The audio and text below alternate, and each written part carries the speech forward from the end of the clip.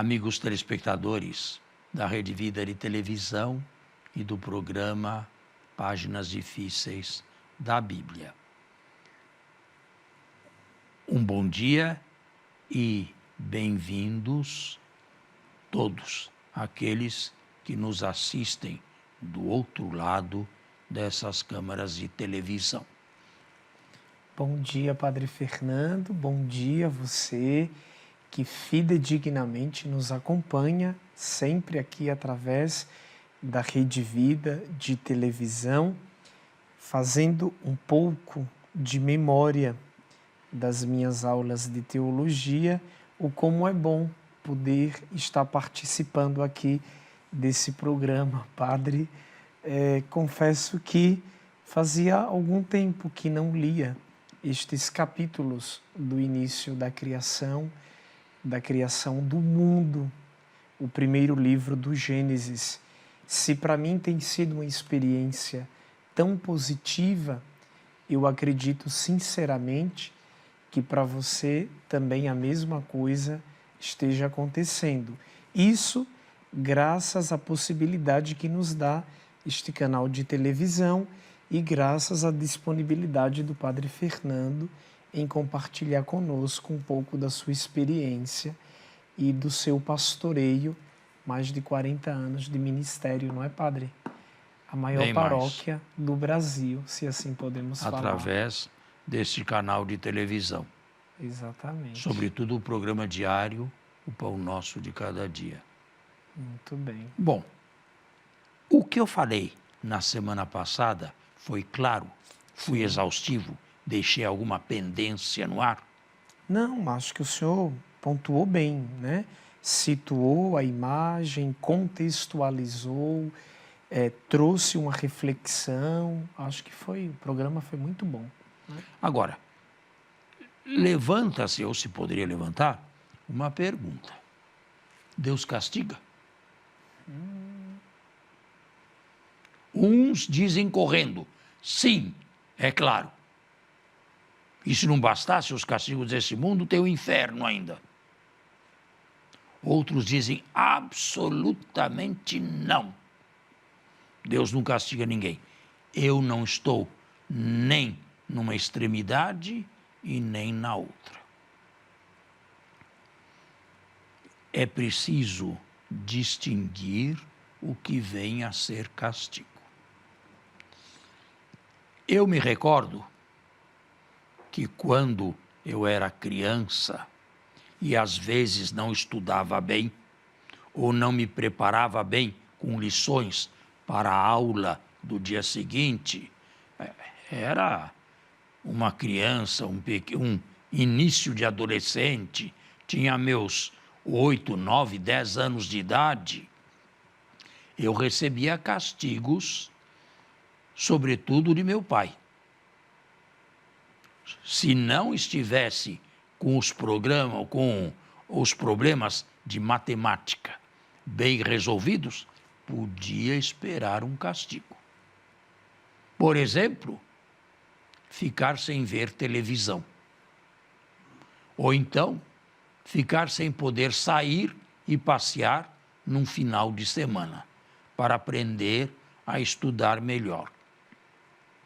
Meu pai tinha ódio de mim? Meu pai não gostava de mim? É claro que ele gostava. Talvez muito mais que eu imagino.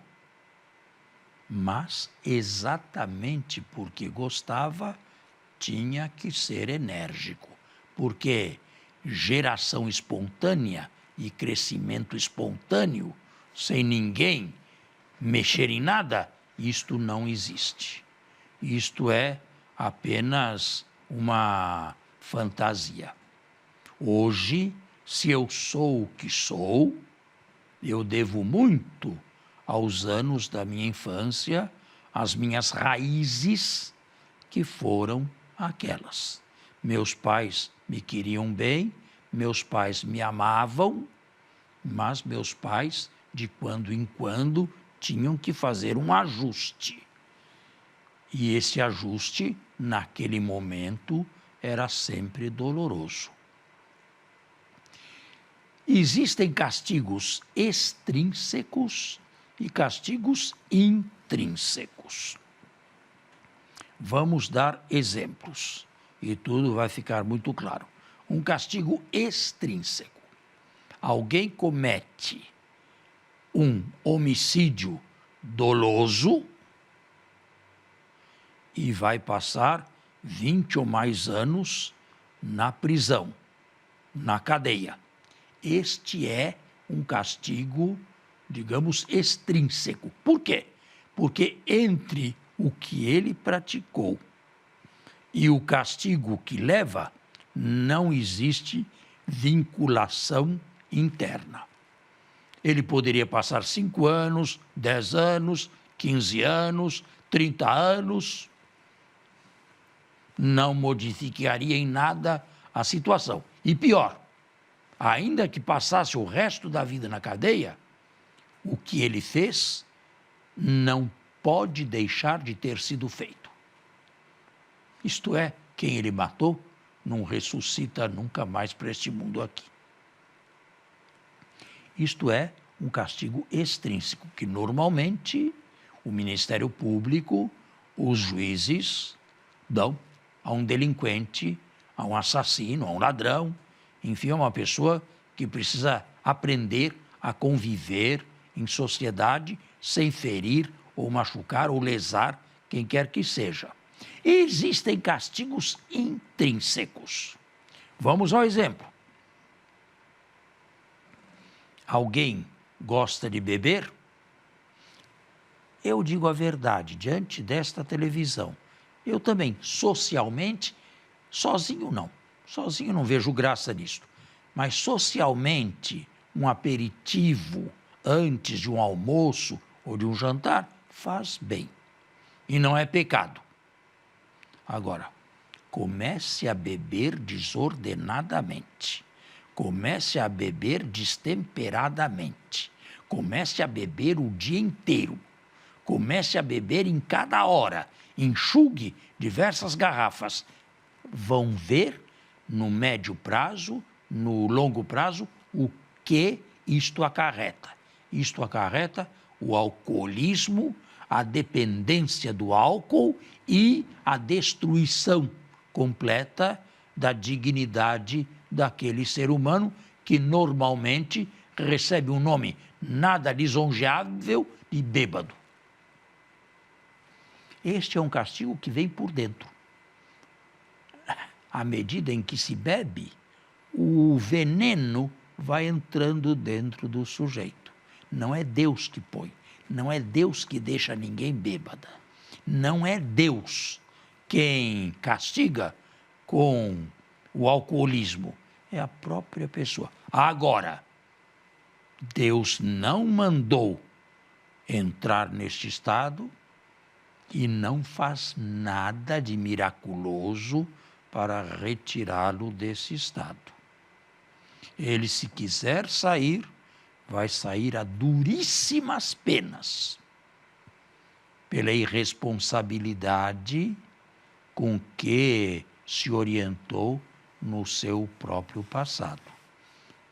A isto nós podemos dar o nome de castigo intrínseco.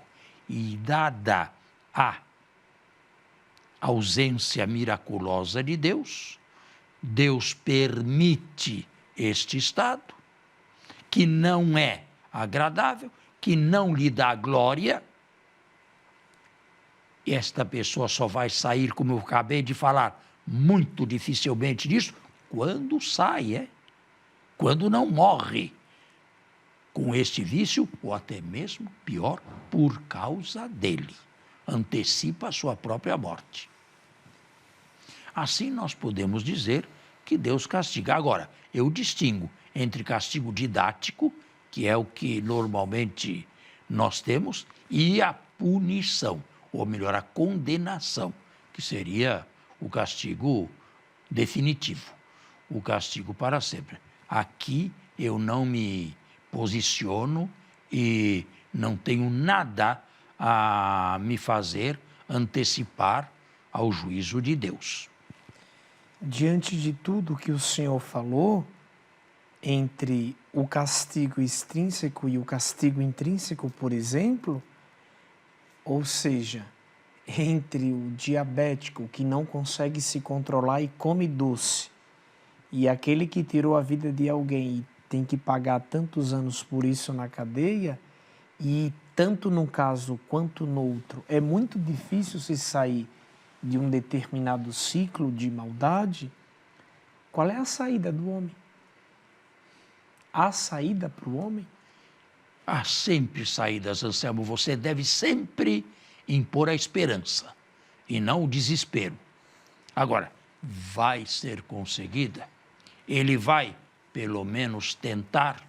Ele vai fazer um esforço? Vamos fazer um intervalo e continuamos.